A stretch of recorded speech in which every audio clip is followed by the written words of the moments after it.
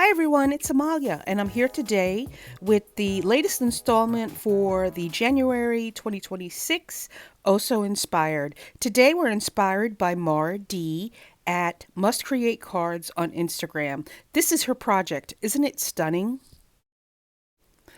Today I'm using the sizzix Thinlet set called Ikebana, and it has 16 dies, and I chose 3 of the vases. There's a total of 7 vases.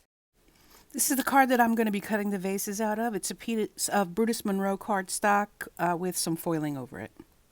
I'm going in a different direction, so I picked out my metallic and my foiled cardstock and a couple of pieces of just some neutral textured cardstock to create my backgrounds.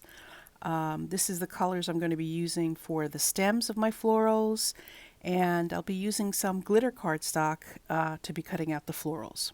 How do you think that's going to look? Leave a comment below, click thumbs up if you think it's going to look good. Marty's card is very elegant, but I'm going in a different direction. You can see here this neutral cardstock is textured, so I think that'll be a good contrast against the metallic cardstock that I'm using. I had a bunch of strips. I cut some strips. Now I'm using some dies to cut some shapes out of the metallic cardstock. And I'm going to create my background. I lay my first piece of cardstock down. I'm using some tape runner from Tape Runner, and I am loving using this particular tape runner.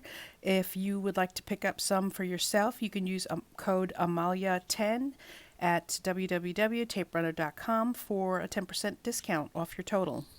I'll also put the discount code in the description where you can find details about Mardi at Instagram at Must Create Cards, and the playlist for the Oh So Inspired team where they create their projects inspired by Mardi. So I cut my panel, and you can see my math right there in the background. How do I separate 3.5 into 3? Sorry, 5.5 into 3s. That comes out to about 1.8. Well, I ended up cutting these to just under like 1.5, these 3 panels. And these are the backgrounds, the panels that my Ikebana pots are going to go up against. Using the Ikebana die and that paper I showed you earlier, I cut out my 3 pots. And now I'm going to cut out my flowers and my stems. Here's the background. I decided to emboss it. I embossed it backwards though, and I kind of like the way it looks. What do you think? Do you like the debossed side? Leave a comment below. Here are the stems. They cut out beautifully. They are super thin, super fine. My Big Shot did a great job. I've had that thing for over 20 years and it is still going strong. I used the other dies and some glitter paper to cut out some flower centers, some flowers. And this glitter paper is backed by some sort of like plastic. And so they're difficult to come out, but they do come out. And I'm using the world's smallest possible tray to put all of my cut flowers into, but you'll see that I moved to a better option. I put some tape runner on the back of the vase, and now I'm using some glue with a precision tip to add little dots of glue to adhere the flowers and then to adhere the flower centers as well. This is very detailed work. It's very easy to do, but lots of little pieces, lots of steps, and it's kind of annoying, but in the end it comes out gorgeous, so it's well worth the effort. I think you get the point, so I'm not going to show you assembling all of them. They are all assembled, and now I'm going to put the last one on the background. I'm really kind of liking the way it looks. It looks a little Art Deco. It looks a little 80s with that pink and green and the flash from the metallics.